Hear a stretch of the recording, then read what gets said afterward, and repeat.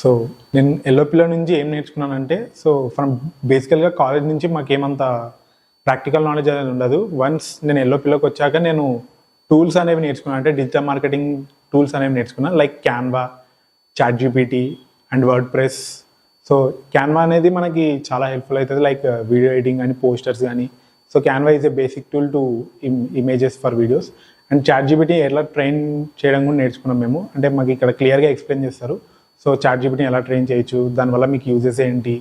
So ఇది ఒక basic tool. And word press గురించి కూడా నేర్చుకున్నాం, like website development and anything.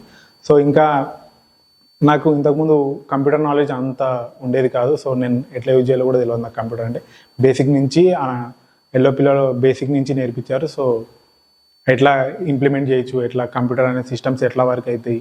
So easy way to access అంటారు కదా, బేసిక్ స్టార్టింగ్ నుంచి లైక్ బేసిక్ నుంచి ఉంటుంది. సో ఎవ్రీవన్ అంటే ఎవరైనా నేర్చుకోవచ్చు. లైక్ మీకు మీ నాలెడ్జ్ అనేది ఇంప్రూవ్ అవుతుంది, లైక్ ప్రాక్టికల్ నాలెడ్జ్ కానీ. మీకు టూల్స్ అనేవి చాలా హెల్ప్ఫుల్ అవుతాయి డిజిటల్ మార్కెటింగ్లో. మీరు ఓన్గా సోషల్ మీడియా పోర్ట్ఫోలియోని క్రియేట్ చేసుకోవచ్చు, క్లయింట్స్తో కూడా వెళ్ళి మాట్లాడచ్చు. సో ఎల్లో పిల్లో కంపెనీ ఒక డిజిటల్ మార్కెటింగ్ ఏజెన్సీ, మీకు చాలా హెల్ప్ఫుల్ అవుతుంది. So please join. Thank you.